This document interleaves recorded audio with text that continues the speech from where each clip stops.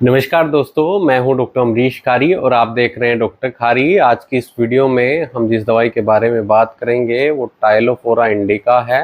इस वीडियो में हम जानेंगे कि इस दवाई के क्या फ़ायदे क्या नुकसान हैं, यानी किन बीमारियों और किन लक्षणों में दवाई पेशेंट को दी जाती है, इसके लेने का सही तरीका क्या होता है। जानने के लिए वीडियो पूरा देखें। अगर आप हमारे चैनल पर नए हैं तो चैनल को सब्सक्राइब कर ले ताकि आने वाली हेल्थ रिलेटेड वीडियोस से आप अपडेटेड। टाइलोफोरा इंडिका को दमबेल के नाम से जाना जाता है। दमबेल से दवाई बनी है और ये आयुर्वेदा में लंबे टाइम से यूज की जाती है। सांस से संबंधित रोगों में, फेफड़ों से संबंधित रोगों में, जिन पेशेंट्स में अस्थमा है, ब्रोंकाइटिस है, खांसी है, तो ऐसे पेशेंट में दवाई दी जाती है। इस दवाई के अंदर एंटी इन्फ्लामेटरी गुण होते हैं, म्यूकोलाइटिक गुण होते हैं। ये दवाई बहुत इफेक्टिव रहती है रेस्पिरेटरी डिसऑर्डर्स में, यानी सांस से संबंधित रोगों में ये दवाई पेशेंट को दी जाती है।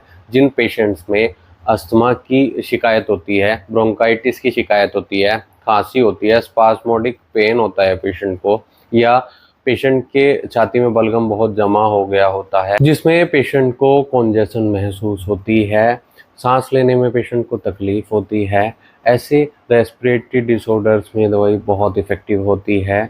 जहाँ पेशेंट को सांस लेने में तकलीफ होती है, व्हीजिंग साउंड सुनाई देता है, स्पास्मोडिक पेन होता है, खांसी बार बार उठती है, अस्थमा की शिकायत होती है जिसमें पेशेंट का कई बार दम घुटता है, सफोकेशन महसूस होती है, तो ऐसे केस में ये दवाई रेस्पिरेटरी डिसऑर्डर्स में दी जाती है। फेफड़ों संबंधित और खांसी में बहुत इफेक्टिव रहती है। अगर बलगम बहुत ज़्यादा बनता हो, छाती में बलगम जमा हो गया है, तो ऐसे केस में ये दवाई डॉक्टर की निगरानी में पेशेंट को दी जाती है। इसके अलावा इस दवाई को एंटी ट्यूमर के तौर पर भी दिया जाता है, यानी ट्यूमर के पेशेंट में भी डॉक्टर की निगरानी में ये दवाई दी जाती है। हिपेटो प्रोटेक्टिव के लिए भी ये दवाई दी जाती है। लीवर डिजीज जिन पेशेंट्स में हो, जिनका लीवर फैटी रहता हो, सिरोसिस की शिकायत हो, तो ऐसे केस में ये दवाई लीवर को बचाती है, लीवर की बीमारियों को दूर करती है, लीवर को स्वस्थ बनाती है। दवाई को हम ऐसे पेशेंट में देते हैं जिनको क्रोनिक फटीगनेस की समस्या हो, पुरानी थकावट जिनके अंदर हो, लो एनर्जी फील करता हो, टायर्डनेस रहती हो,